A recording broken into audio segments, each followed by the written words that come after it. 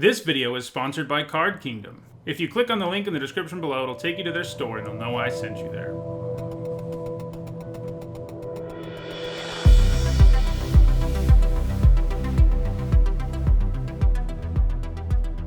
Hello everyone, I'm Neetsahone, and today we're continuing with the Throne of Eldraine limited set review. Yesterday we looked at all the white cards in the new format, today we're looking at blue, and tomorrow we'll be continuing with black. Before we delve into our first card, if you aren't familiar with how I grade these cards, you can find an explanation in the description, so check that out if you need to. Let's get to our first blue card. First up we have Animating Fairy, who for 2 generic and a blue is a 2/2 flying fairy at uncommon. It also has an adventure. Since this is the first time we're seeing this new mechanic in this particular video, I'll remind you real quickly what an adventure is. Creatures with an adventure have an alternate cost that can be paid to play a spell that's either a sorcery or an instant. In this case, it's a sorcery called Bring to Life, and it says target non-creature artifact you control becomes a 0/0 artifact creature, put 4 +1/+1 counters on it. If you cast the adventure half of this card, it then gets exiled, and then at any point later in the game, you can cast it for its normal cost as a creature, in which case, with Animating Fairy, you can pay 2 generic and a blue to get a 2/2 flyer. This seems like a pretty nice card. Windrake is usually pretty decent in most formats, a C- or a C, and that's what you get when you cast the creature side of it. Obviously though, the adventure part adds significant upside. You are going to need artifacts in your deck to make this be at its best, but that won't be all that hard thanks to food. 3 mana to make a food token into a 4/4 is pretty nice, especially because if you do go that route, you also have the Windrake part of the card to cast on a future turn, and that is a good way to get a 2-for-1. This card is nice because you can take it and know you'll play it even if you have 0 artifacts, and if you do end up with them, it gets some nice additional value. I almost want to give this a B- and say it's in the lower range of first pickable, but I'm going to pull that back a little bit and say it's a C+. Next up is BrazenBorrower, who for 1 generic and 2 blue is a 3/1 fairy rogue at Mythic Rare. It's got flash and flying, and it's a 3/1, and it says it can only block creatures with flying. It also has an adventure. In this case, it's called Petty Theft. It's an instant for 1 generic and a blue, and it says return target non-land permanent an opponent controls to its owner's hand. This is a card that's generating a lot of buzz in constructed formats, and while I think it will be quite good there, I do want to say up front, I don't quite think this is a bomb that I've seen some people say it is in Limited. I think some people are sort of letting their feelings about constructed pour over onto this card. I will also say up front, I do think this card's really, really good. It's just not quite a bomb. So these adventure cards are really good when you can split up each side of the card, and if it were just that card, it would still be pretty decent or better, and that's what we have here. 2 mana to bounce an opponent's non-land permanent is a card that always sees play. It's great for tempo and great to use in response to auras or combat tricks or other shenanigans. Usually that card's a C or a C+. The other side of the card is also a reasonable one. Very nice aggressive stats for a flyer, and even though it can only block stuff with flying, that would probably also be at least a C+. Then you put the two together and you effectively have a 5 mana 3/1 with flying and flash that bounces something when it comes down. That would be a great card, and in some ways this is even better than that because of flexibility. This is a card I will first pick most of the time I see it, and I think over every common and uncommon in the set. I think it's a B+, so it finishes just short of a bomb. While it's highly efficient and will have big impacts on the game, it doesn't have a bomb level impact on the game. Next up, we have Charmed Sleep, which for 1 generic and 2 blue is an enchantment aura at common. When it enters the battlefield, you tap Enchanted Creature, and Enchanted Creature doesn't untap during its controller's untap step. This is a nice removal spell for blue decks. A lot of the time when we see this effect lately, it's been 4 mana and has been a C+ or so. 3 mana for this is, obviously enough, considerably better. This is largely because you are more likely to be spending less mana than your opponent did on the creature that you're shutting down.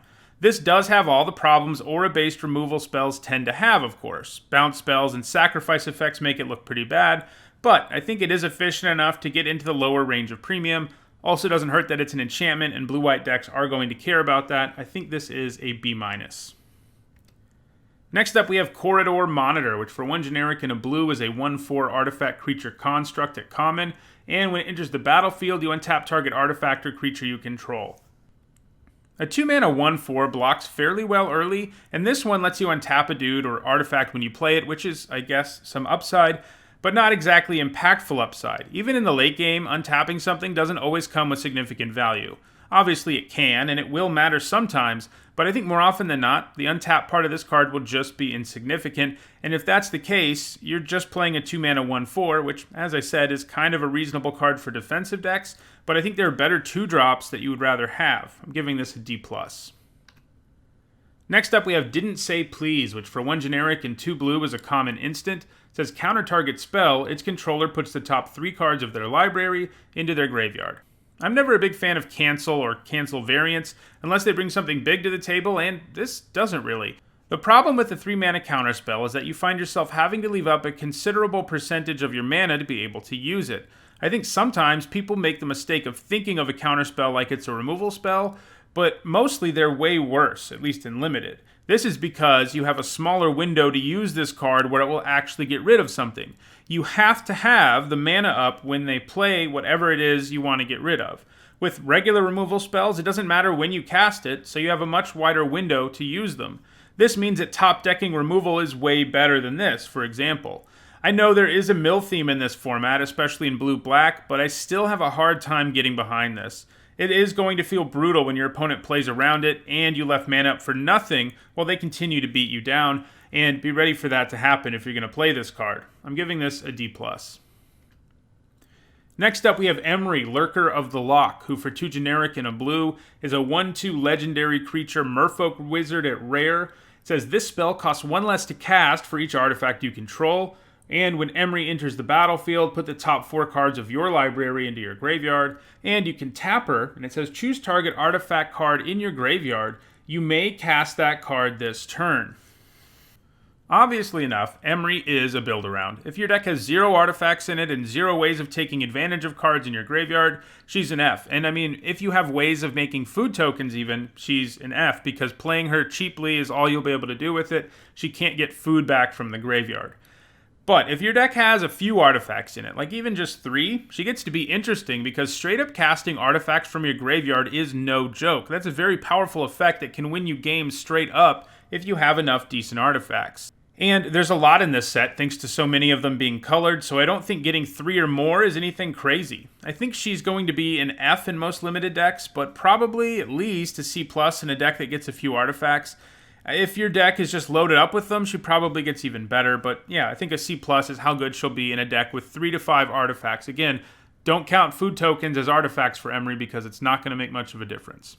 Next up, we have Fae of Wishes, which for 1 generic and a blue is a 1/4 fairy wizard at rare. It has flying, and you can pay 1 generic and a blue to discard 2 cards and return it to its owner's hand.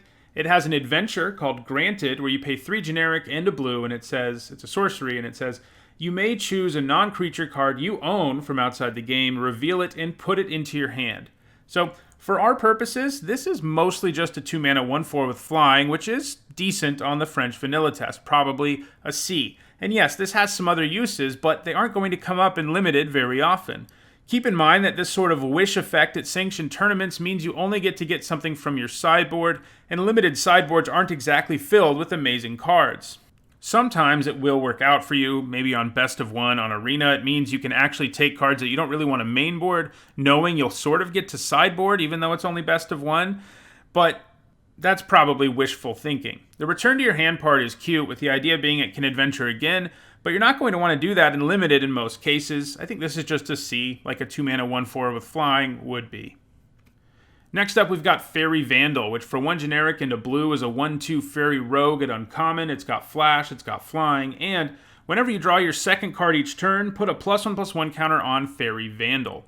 A 2-mana 1/2 with flash and flying is already kind of alright, because it can come down and kill 1/1s and survive, and flashing in to kill X1s in general isn't always a bad idea.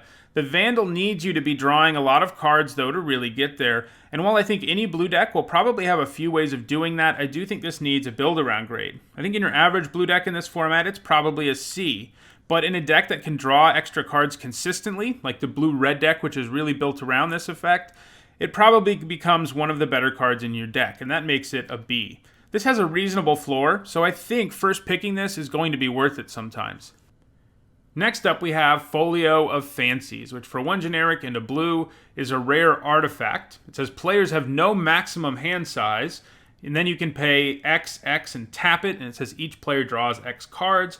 Its other activated ability lets you pay 2 generic and a blue and tap it, and each opponent puts a number of cards equal to the number of cards in their hand from the top of their library into their graveyard. This is pretty wacky, but I don't think very good in Limited. Symmetrical card draw isn't really your friend, even if you can potentially try to win the game with this by making your opponent draw a bunch and then mill them out. Again, blue-black is a mill deck in this format, but it seems like it's a deck more built on getting, say, 7 cards into your opponent's graveyard as quickly as possible, and less a deck that's frequently going to win the game straight up from milling. This seems really slow in most situations. You're not going to mill your opponent out very quickly with this, and I think the best thing to do here is just straight up not play it. I'm giving it an F. Next up we have Fraga Fire, which for 1 generic and a blue is an uncommon enchantment aura with enchant creature, and it says enchanted creature lose all abilities and is a blue frog creature with base power and toughness 1/1.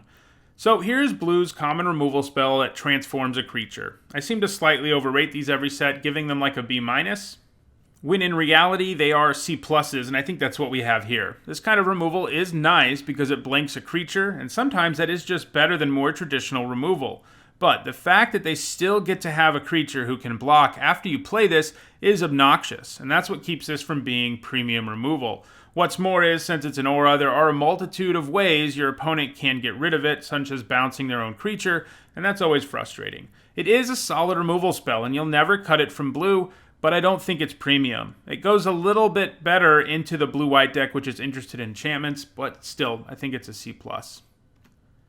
Next up, we have Gatwick, the Wizened, who for X mana and 3 blue mana is a 3/3 legendary human wizard at rare.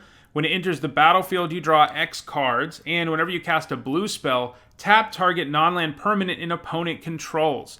I like creatures that draw me cards, and this one scales as the game goes on. Like most of the cards in this cycle that have triple colored mana and they're legendary creatures that, rule over their particular realm within Eldraine, Gatwick is difficult to cast. Gatwick is difficult to cast if you're not a monocolored or almost monocolored deck, but he's so strong that I think you should try as hard as you can to play him, and maybe even go mono blue if you can, because he really incentivizes you playing blue spells in addition to a bunch of blue mana because of his static ability. Tapping non-land permanents is a big deal. And maybe on Gatwick, the fact that it has a difficult mana cost is more okay than on the other cards, because you don't have to play this early for it to be great. You can just wait until you get your blue mana and draw a bunch of cards, which then are going to fuel his static ability as well. Plus, this format does have some serious incentives for monocolored anyway, namely Adamant, so I think I see myself first picking this over most stuff despite that mana cost. I think he's a B. And the caveat is, if you are a mono blue deck, he's probably the best card in your deck and probably just a straight up bomb.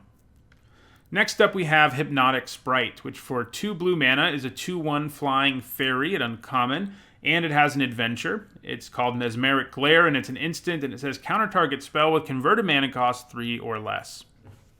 So this is interesting. As I've already stated, I'm not normally a big counterspell fan because they're easy to play around, and if your opponent does that, it can be devastating. This counterspell can only stop cheap spells, which means you aren't really going to be coming out ahead mana-wise with it. But that's probably okay, because you can have this in your deck, and you can cast the counterspell half of it if the opportunity appears, and you can also just play a 2-mana 2/1 flyer if that is what you need to be doing on turn 2.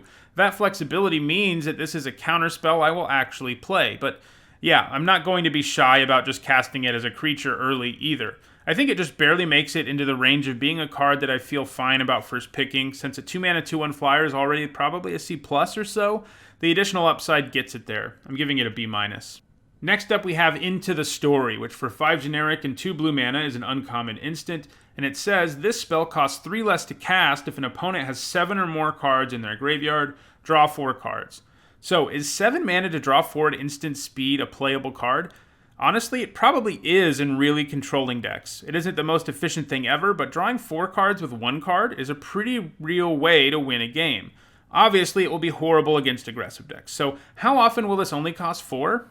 Some of the time. I think there are some ways to mill your opponent in this format, and this obviously will get better if you have a lot of that. If this was just 4 mana to draw 4 cards all the time, that would be an A, by the way. So, yeah, I think this is probably a D in most decks because it really isn't a bad finisher, but a solid B in decks that can really load up the opponent's graveyard. Next up, we've got the Magic Mirror, which for 6 generic mana and 3 blue mana is a Mythic Rare legendary artifact. We have a cycle of these legendary artifacts in each color. This one says, this spell costs 1 less to cast for each instant and sorcery card in your graveyard. You have no maximum hand size. At the beginning of your upkeep, put a knowledge counter on the Magic Mirror, then draw a card for each knowledge counter on the Magic Mirror. Obviously, this is a build-around. You have to consistently be able to reduce the casting cost of the mirror to play it, and just doing it by 1 or 2 mana probably isn't enough. If you can get it into play, and you're given a couple of turns, it will win you the game by granting you huge card advantage, but it's also kind of slow. You know, some of these legendary artifacts we see, the minute you play them, they really alter the board drastically. The Magic Mirror doesn't do that at all. You probably need 6 or 7 instants or sorceries to consistently make this cheap enough to be worth running, and that just won't always happen for you. I'm going to give this an F in your typical limited deck in this format, but I think it's a B in a deck that can cast this for a more reasonable amount of mana consistently. Next up, we have Mantle of Tides, which for 1 blue mana is an artifact equipment at common. It says equipped creature gets +1/+2. Whenever you draw your second card each turn, attach Mantle of Tide to target creature you control. I don't like this a lot. Sure, equipping it to stuff for free is nice, especially at instant speed, but that ideal situation isn't going to come up as often as we would like. You need to have creatures of the right size and instant speed ways to draw an extra card. If this were 1 mana to play and 3 to equip for this stats boost, I think it would be an F. That's just so inefficient. However, it does have that additional upside of not having to pay mana to equip it and being able to move it at instant speed, but I don't think it's the kind of card that you feel like you really need in blue-red card draw decks. You'll play it sometimes, but I don't think you'll be very happy about it. I'm giving it a D. Next up, we've got Merfolk Secret Keeper, which for 1 blue is a 0/4 Merfolk Wizard at common, and it has an adventure called Venture Deeper. It's an adventure, and it says target player puts the top 4 cards of their library into their graveyard. So this is kind of interesting. Normally 1 blue mana to mill 4 cards isn't worth it unless you manage to get a critical mass of them, at which point they can actually operate as a win condition. But this is more than that, because at least you can mill the cards and then also put a 0/4 blocker into play later. Also worth noting, you can target yourself with it, which if you have something like Magic Mirror, might be worth it. Neither half of this card would be playable on its own, but together I think you end up with a card that you play some of the time, especially if you're desperate for ways to mill yourself or your opponent. Still, there are way better ways to do that, and stapling these 2 bad cards together isn't really enough to make it so I even think of this as solid. I think of this as something I'm not going to want in my deck most of the time, and that makes it a D. Next up, we have Midnight Clock, which for 2 generic and a blue is a rare artifact. You can tap it to add blue mana to your mana pool, and you can pay 2 generic and a blue to put an hour counter on Midnight Clock. At the beginning of each upkeep, put an hour counter on Midnight Clock, and when the 12th hour counter is put on Midnight Clock, shuffle your hand and graveyard into your library, then draw 7 cards, exile Midnight Clock. This is interesting. When I first looked at it, I thought it was garbage. I thought it only got a time counter on your turn, and that it was a symmetrical time twister effect, in which case it would probably be an F, but it isn't. First, it gets a counter every single upkeep, and second, it lets you reload your hand and shuffle cards back into your library, and it lets only you do it, not your opponent. This means that there will definitely be times where this just completely reloads your hand, effectively netting you 7 cards. The fact that it's a mana rock in the meantime, and the fact that you can actually use mana that it produces to add more counters to it is pretty nice too. How fast this format is will really determine whether or not this is good, but I think more controlling decks in the format will be pretty happy to play this. It certainly won't be for every deck, it is really slow, but I know I want to try to pull this off at some point in the format. I'm going to start it at a C+, because I don't think this is a great idea to first pick, since it will probably only work in some decks. In those decks, it will probably be one of the best cards you've got, though. Next up, we've got Mirror Maid, which for 1 generic and 2 blue is a rare enchantment, and it says you may have Mirror Maid enter the battlefield as a copy of any artifact or enchantment on the battlefield. I think there are enough artifacts and enchantments in this set that you can reliably do stuff with Mirror Maid, whether it is copying one of your cards or one of your opponents. As long as you're copying a real card with it, like a removal spell or aura, and not something like food, you're going to feel okay about this. Still, there will be times when this just doesn't do anything, and for that reason, I don't think I can make it have a grade any higher than a solid playable. Obviously, how good it is will vary wildly depending on what's on the board, and it will be a little better if your deck is packed full of artifacts and enchantments, but I'm going to give it a C for now. Next up, we have Mistford River Turtle, who for 3 generic and a blue is a 1/5 turtle at common, and when it attacks another target attacking non-human creature, Can't be blocked this turn. I know I'm usually all about birds, but I like turtles too, and definitely loving the art here. Anyway, this also seems like a fine card. A 4-mana 1/5 is a reasonable blocker, and this one can also turn sideways and make something unblockable. Non-humans aren't hard to have, so as long as the coast is clear for your turtle to survive combat, and sometimes even if he won't, you're going to like the evasiveness this guy grants. Now, obviously on a clogged board, he's only going to be able to do this once, since he's going to die in combat most likely, but at least he can hang around and block in those situations. I would expect him to be a solid inclusion in most blue decks in this format. I'm giving him a C. Next up, we've got Moonlit Scavengers, which for 5 generic and a blue is a 4/5 merfolk rogue at common. When it enters the battlefield, if you control an artifact or enchantment, you return target creature an opponent controls to its owner's hand. I'm always a fan of bouncing creatures like this. Playing a creature that bounces another creature is great in Limited because you simultaneously add to your board while taking something away from your opponent's board. This does have some hoops to jump through to make that happen, but I don't think it will be that difficult on turn 6 to have an artifact or enchantment in this format. I mean, sure, if your deck has very little in the way of those types of permanents, you can't really play this, but keep in mind, food counts towards that. So I don't think it's necessary to give this a build-around grade, and I think basically every blue deck in the format will be pretty happy with the first one of these. The fact it is splashable doesn't hurt either. I think this is a solid card, though not something you want to take super early. After all, it does cost 6 and ask you to do a bit of work. I'm giving it a C+. Next up, we have Mystical Dispute, which for 2 generic and a blue is an uncommon instant, and it costs 2 less to cast if it targets a blue spell, and it says counter target spell unless its controller pays 3. A 3-mana mana leak isn't entirely unplayable. It isn't anywhere close to good either, though. Having to leave up 3 mana for a counter spell, as we've said already, is a big ask, especially because this one isn't even a hard counter. The later the game goes, the weaker something like this gets, and it is way easier to play around this type of counter spell than a hard counter.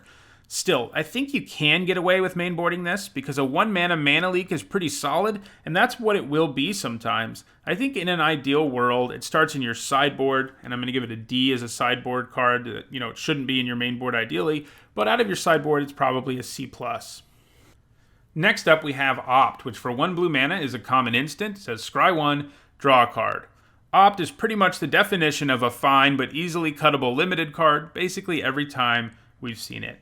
This format doesn't seem to have a spell-heavy deck at all, or it might be a little better than just kind of okay. It is basically the definition of a C- in this format at least. You'll play it about as much as you cut it. Next up, we have Overwhelmed Apprentice, which for 1 blue is a 1/2 human wizard at uncommon, and when it enters the battlefield, each opponent puts the top 2 cards of their library into their graveyard, then you scry 2. I like this a lot. It sort of reminds me of Thraben Inspector, in that it is a 1-mana 1/2 that brings considerable additional value. 1 mana for a 1/2 that scries 2 would probably already be a C, but the fact that it mills your opponent is appealing too, especially because the blue-black deck in this format is really focused on that. I think this is a nice playable for your deck. I'm giving it a C+.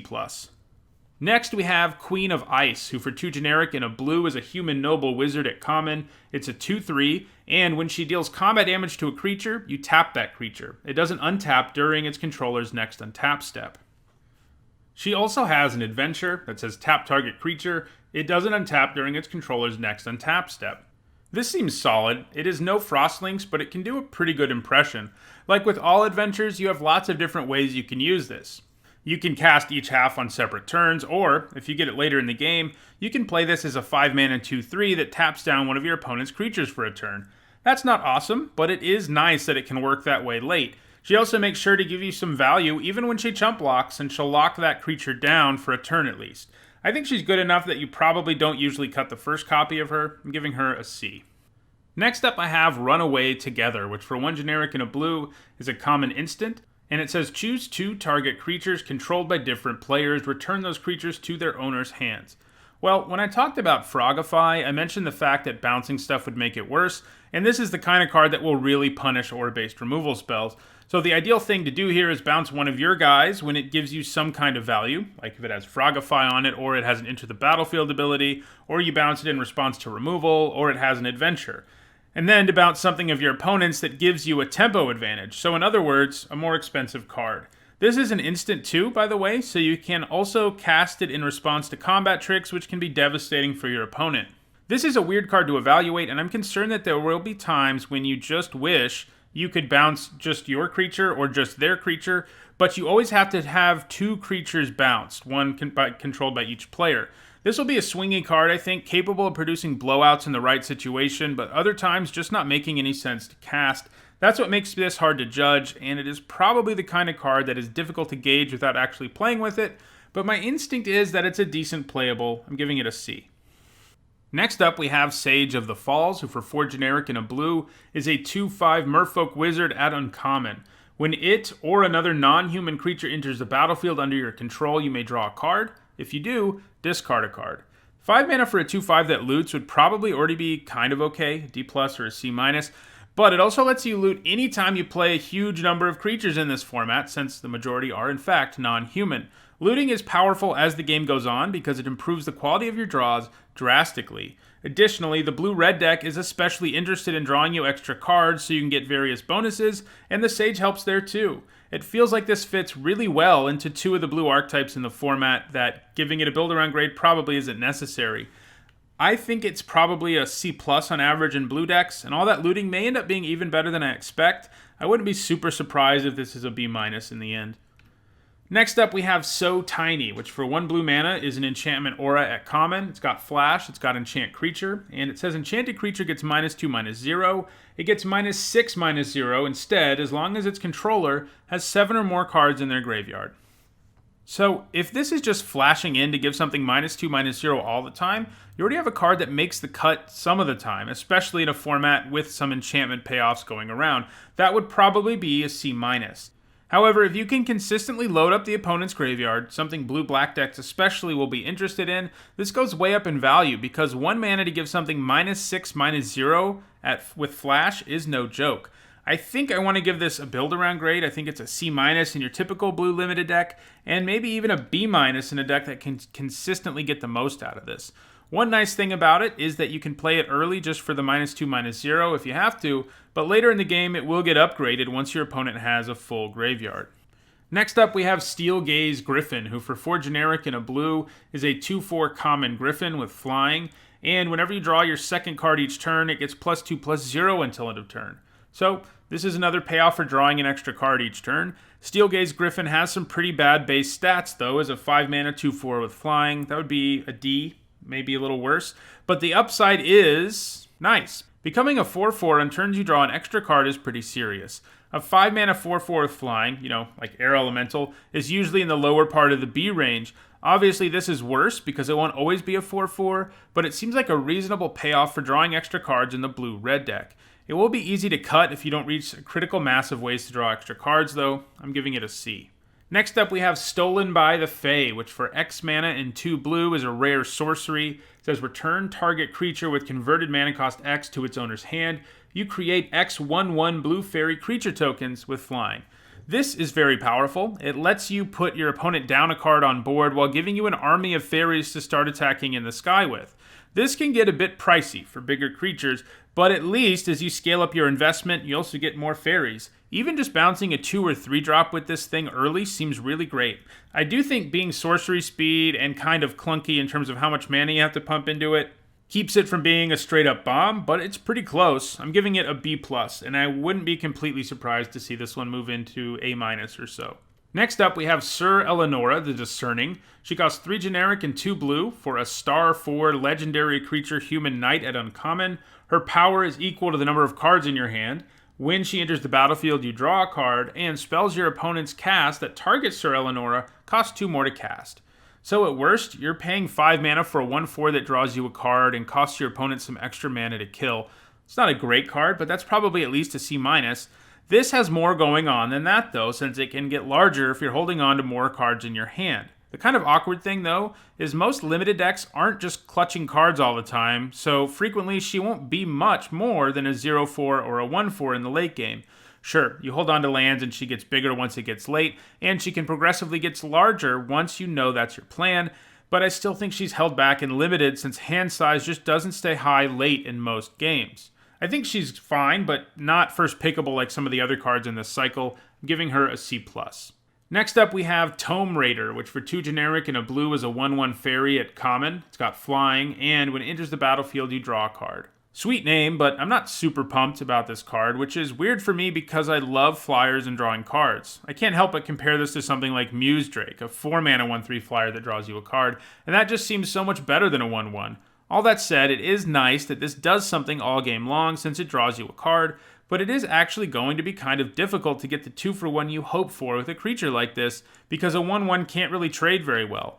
It does help that there is a whole archetype in this format, blue-red, that is focused on drawing extra cards, and this obviously triggers all of that stuff. But I think you cut this in a lot of decks without that focus. I'm giving her a C-. Next up, we have Turn Into a Pumpkin, which for 3 generic and a blue is an uncommon instant. It says return target non-land permanent to its owner's hand, draw a card. It has Adamant, which means if you pay at least 3 blue mana for it, you get a bonus. In this case, you get a food token, and a food token is an artifact token. You can pay 2 and tap it to sack it and gain 3 life. I like this card. A 4-mana bounce any permanent that draws you a card is usually pretty good anyway. This is because you actually don't go down a card and you still get some tempo. Now, the fact it costs 4 means you aren't always going to have targets that you feel really great about bouncing, unlike with 2-mana versions of this effect, but I'm willing to pay 2 more to draw that card. Then with Adamant, you might also get a food token, and that's a nice additional effect. I don't think this is quite first pickable, but I think you'll play a couple of these in basically every blue deck and feel fine about it, giving it a C+. Next up, we have Unexplained Visions, which for 4 generic and a blue is a common sorcery. It says draw 3, and it has Adamant. If at least 3 blue mana was spent to cast this, scry 3. This is the kind of card draw that blue control decks will always want one of. After they manage to stabilize the board, casting something like this allows them to really pull ahead. One card getting them 3 cards is no joke, and would already be an okay-ish card if that's all it was. If you can get Adamant with this and add scry 3, you're really doing something interesting, as you're seeing up to 6 cards in your deck, which is a huge number in Limited. This won't be a card every deck wants, and even the deck that wants it probably doesn't want more than one of these, since they're so bad if you're behind on board, because it doesn't impact the board at all. I think that holds it to a C, but I think it will be a nice role player in blue control decks. Next up, we have Vantryst Gargoyle, who for 1 generic and a blue is a 5/4 artifact creature gargoyle. At rare, he's got flying, but he can't attack unless defending player has 7 or more cards in their graveyard, and he can't block unless you have 4 more cards in your hand. You can also tap him. Each player puts a top card of their library into their graveyard. A 2-mana 5/4 with flying is obviously insane, and it obviously has to come with some drawbacks, and this gargoyle comes with some pretty hefty ones. He won't be able to attack early in most games, but at least he can mill the opponent on his own, eventually helping you to get to 7 cards, but sometimes that's going to be way too slow. Blocking with him might be even trickier, if only because he doesn't really have a way to make sure you're holding on to cards. Holding on to 4 cards in Limited is not always an easy thing to do. Still, even if you play this late, the fact that this is a 2-mana 5/4 flyer that can attack your opponent hard is really impressive. The trick to evaluating cards is pretty much being able to figure out what the average scenario is for a card, but this is admittedly a hard one to figure out. It seems to me like it's going to be a feast or famine kind of thing, where it is either amazing or utterly terrible. It won't usually be somewhere in the middle. I think this has enough upside that I would try to play it in most blue decks, but I think the downside is significant enough that it certainly isn't first pickable. I'm giving it a C+. This one isn't going to surprise me if I have to revisit it in a couple months for my retrospective video, but I can honestly see it going either way. Next up is Vantryst Paladin, which is 3 generic and a blue for a 2/2 human knight at common. It's got flying, and it has an adamant effect. In this case, if you pay 3 blue mana at least to cast it, Vantryst Paladin enters the battlefield with a +1/+1 counter on it. The difference between a 4-mana 2/2 flyer and a 4-mana 3/3 flyer is pretty big in terms of efficiency. If this were just a 2/2 flyer, it would probably be a D. But if it were a 4-mana 3/3 flyer, it's getting close to a B-. This is a card that will be awesome in a deck that is mostly blue, and a card that will be kind of okay in a deck that's at least half blue. I think it's like a C- in half blue decks, and, a C+, maybe even a B- in a mostly blue one. In other words, don't take this as a reason to go mono blue. Take it once it's already clear you're headed in that direction, or, you have a lot of blue in your deck already. I'm going to split the difference between those two grades and give this a C. Next, we have Wishful Merfolk, which for 1 generic and a blue is a 3/2 merfolk at common. It's got Defender, and you can pay 1 generic and a blue, and it loses Defender and becomes a human until end of turn. Pretty sweet little mermaid reference here, but I don't think it's all that special. It's a moat piranhas with 1 less toughness who sometimes can attack, but it isn't like a 3-2 is a spectacular attacker most of the time, especially because in the early part of the game you're not going to have the mana to use that ability. I think if you need a 2-drop, you can play this, but I don't think you feel great about it. I'm giving it a D+. Our last blue card is Witching Well, which is 1 blue mana for a common artifact. When it enters the battlefield, you scry 2, and you can pay 3 generic and a blue to sacrifice it and draw 2 cards. I like this. 1 mana to scry 2 isn't the worst deal ever. Scrying 2 is pretty close to drawing a card, and then the fact that you can sacrifice it later in the game to draw 2 cards is nice. Sometimes you'll pay 5 mana for this and scry 2 and draw 2 cards right away, all in the same turn, and that's not a bad place to be either. Plus, it's an artifact, and that does matter a little in this format. I still think this is the kind of card that is probably your 23rd or 24th playable, and that is pretty easy to cut, but you'll play it a decent amount of the time. I'm giving it a C-. Well, those are all the blue cards in Throne of Eldraine. Tomorrow I'll be back talking about every black card in the set. If you enjoyed this video, don't forget to like it and share it so that others can enjoy it too. If you want to make sure you see the rest of my Throne of Eldraine limited review, as well as draft videos in the coming weeks, don't forget to subscribe. Also, if you want to make sure you catch the rest of this limited review, you should be seeing the playlist for it on your screen now. Thanks for watching.